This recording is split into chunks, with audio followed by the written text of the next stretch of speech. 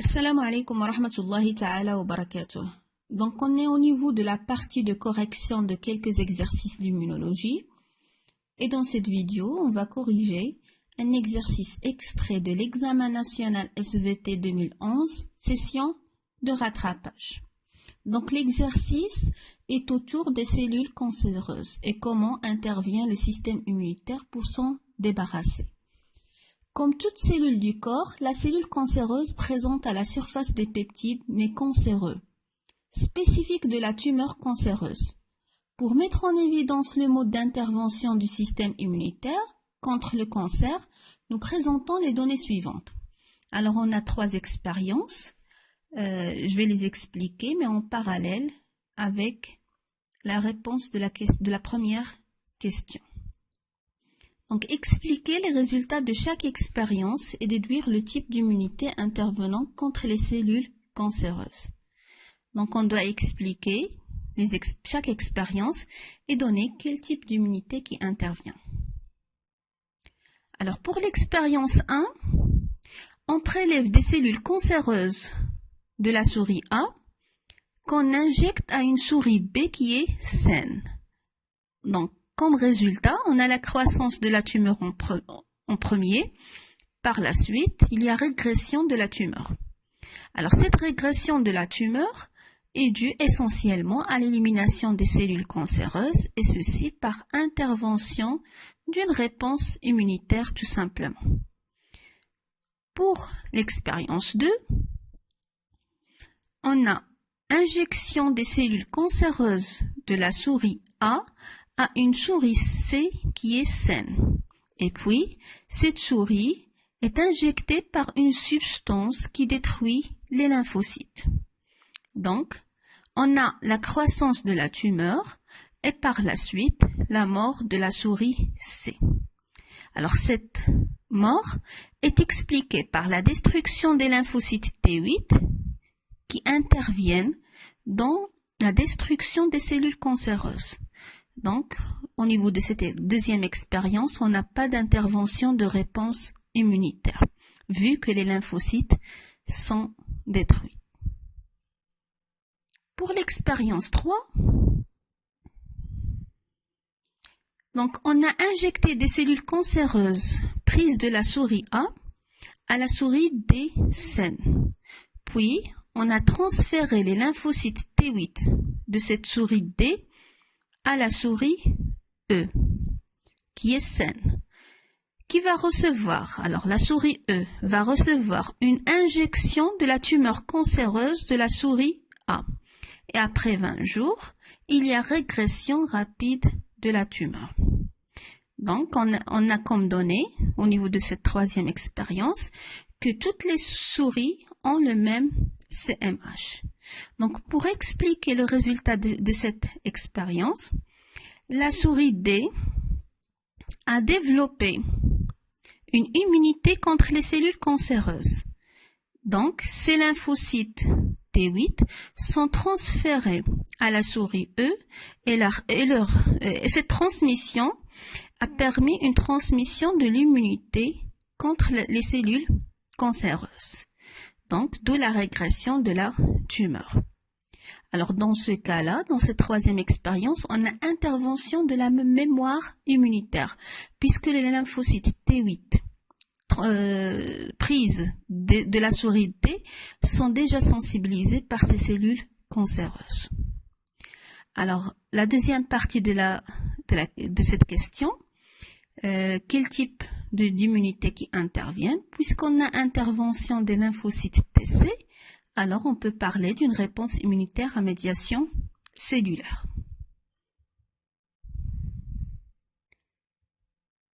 Donc voilà la réponse écrite de cette première question. On passe par la suite à la deuxième partie de l'exercice. Donc, afin de connaître comment se fait la reconnaissance entre les lymphocytes et les cellules cancéreuses, on a préparé 3 milieux qui contiennent donc des lymphocytes sensibilisés d'un malade de la souche A.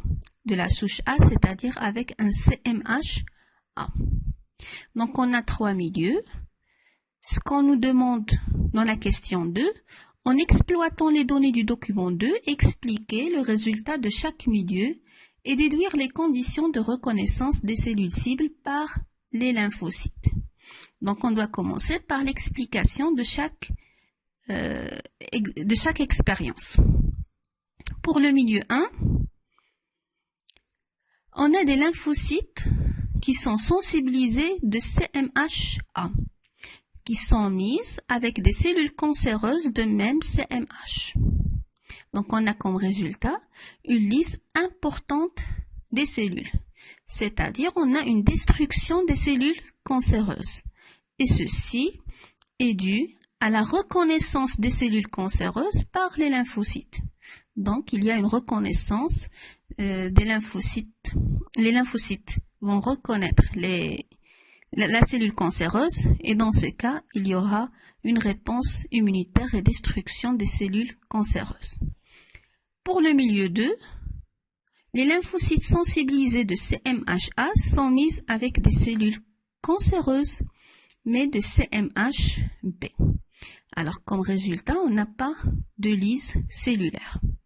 Donc, ceci est dû à la non-reconnaissance des cellules cancéreuses par les lymphocytes, vu que le CMH des lymphocytes et des cellules cancéreuses sont différents. Donc, il n'y a pas de reconnaissance.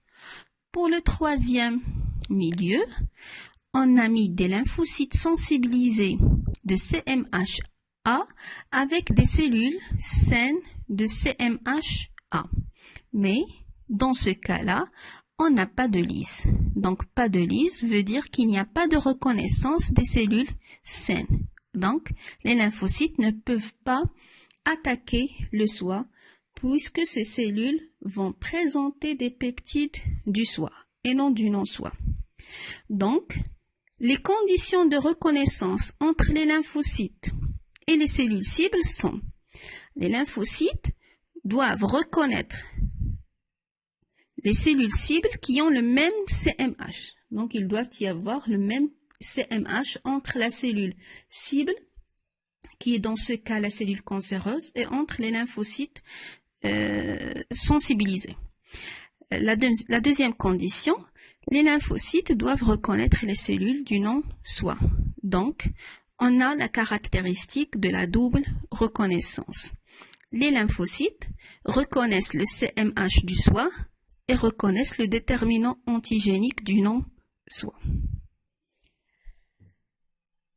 Alors, on a un document 3 qui présente une observation microscopique électronique des cellules d'une tumeur en régression. La troisième question, en exploitant le document 3 et des connaissances acquises, expliquer le mécanisme de destruction des cellules cancéreuses. Donc, d'après le document, on a fixation du lymphocyte TC sur la cellule cancéreuse. Et ceci s'effectue grâce à la double reconnaissance, la reconnaissance du CMH du soi qui représente les déterminants antigéniques du non-soi. Donc cette fixation va permettre la sécrétion de la perforine qui va provoquer des pores au niveau de la membrane de la cellule cible, qui est dans ce cas la cellule cancéreuse. Donc il y aura l'entrée d'eau et la destruction de la cellule cancéreuse par le choc osmotique. En plus, les lymphocytes TC, comme on a vu dans le cours, ils vont sécréter les granzymes. Ces granzymes vont détruire la cellule cible par le phénomène d'apoptose ou la mort programmée. Donc, vous avez la réponse écrite des deux questions 2 et 3. Et on passe à la dernière partie du cours. Dans le but d'aider le système immunitaire à détruire les cellules cancéreuses, on injecte à un malade des doses d'interleukine 2 et on remarque une régression progressive de la tumeur. Alors le document 4 montre les résultats obtenus. en utilisant les données du document 4, déterminer l'importance du traitement avec l'interleukine.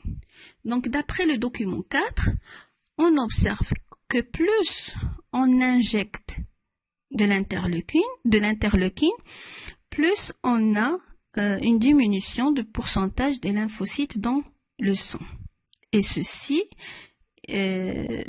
grâce à l'intervention des interleukines qui permettent la différenciation des lymphocytes T8 en lymphocytes TC, capables d'éliminer les cellules cibles. Donc, on peut dire que le traitement par l'interleukine ou bien avec l'interleukine va permettre l'activation et la différenciation d'un grand nombre de lymphocytes pour avoir une réponse immunitaire qui est forte, permettant d'éliminer les cellules cancéreuses. Donc, il va permettre une régression de la tumeur. Voilà la réponse écrite de la 4e question. Et je vous remercie pour votre attention. À la prochaine vidéo, Inch'Allah.